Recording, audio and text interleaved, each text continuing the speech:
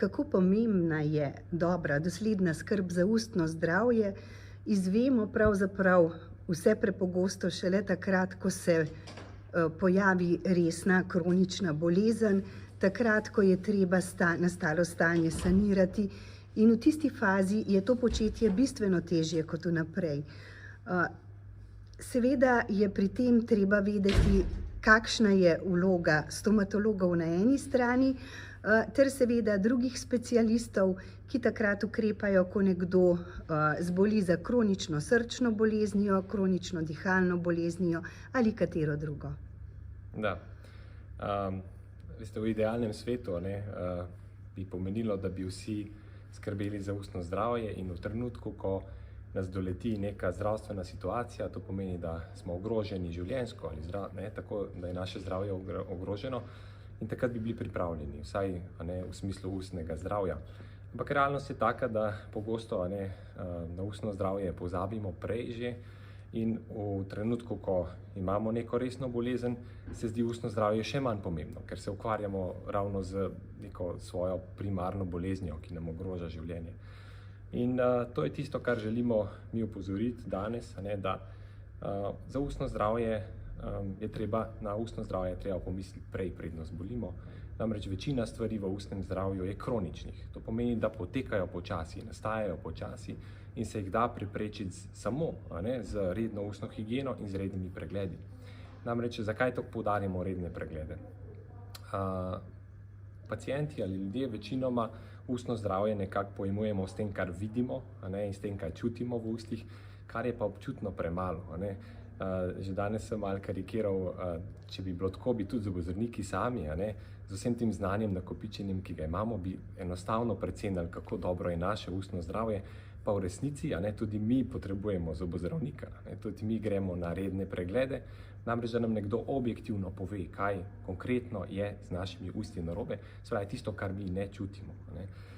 Skrbijo pa nas seveda vnetja, ki so skrita, se pravi vnetja ust, obzobnih tkiv in kariozne lezije, ki se, kot sem prej omenil, lahko bistveno poslabšajo v času, ko je naš imunski sistem že tako bombardiran z neko resnejšo življenjsko ogrožajočo boleznijo.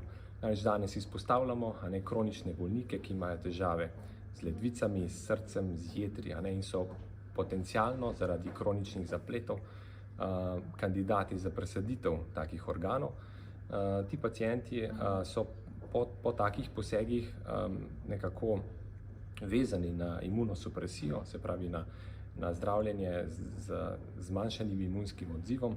In če si predstavljate v tistem trenutku, ko bi mogli imeti vse zdravo v ustih, si želimo imeti vse zdravo v ustih, ko imamo zmanjšano imunsko sposobnost.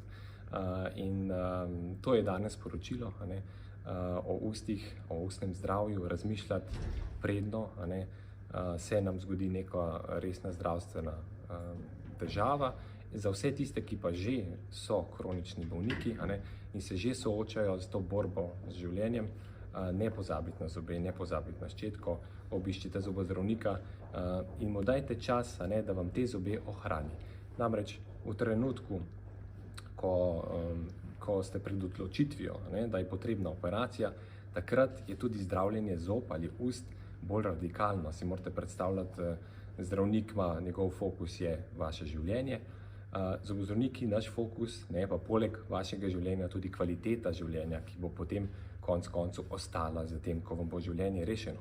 Tako da kvaliteta življenja se pa meri v tem, koliko zob ste ohranili in na kakšen način boste lahko potem vzdrževali vaše ustno zdravje. Tako da apeliramo na vse, da o tem nekem samoumevnem, kar so zobje in usta, razmišljate prej in vedno ščetko v roki in svojim zobozdravnikom. Morda bi se ob tem navezala še na eno najpogostejših obolenj pri nas, to so rakave bolezni. Tudi tu je prav v povezavi z ustnim zdravjem veliko izzivov, zlasti v takih primerih, kjer je potrebno obsevanje bolnika, kaj ne?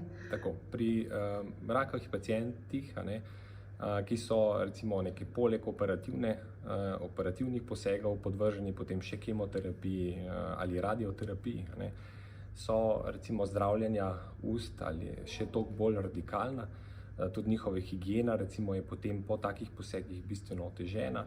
Zato je tako pomembno, da vstopijo v recimo tak proces zdravljenja z zdravimi obzobnimi tkivi in zdravimi zobmi.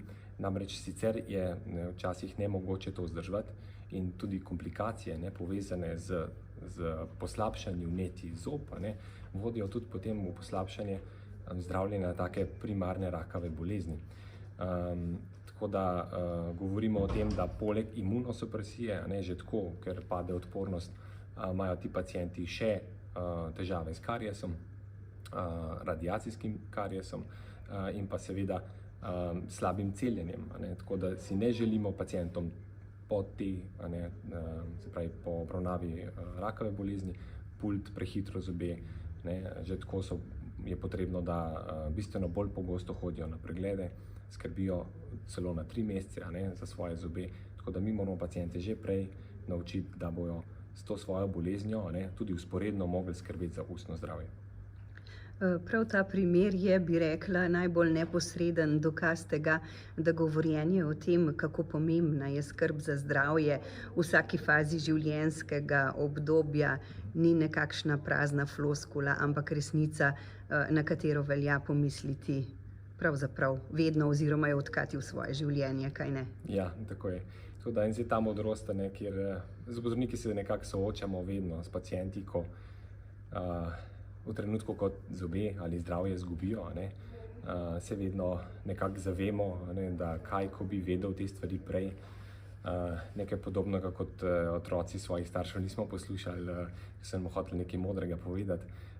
V resnici so bili vsi nasveti zelo dobro namerni, tudi zobozdravstvo je tako. Naš namen danes je to, da bi poslušalci, v tem primeru pacienti, prepoznali to dobro namernost, zakaj je potrebno več energije, več fokusa nekako nameniti ustnemu zdravju.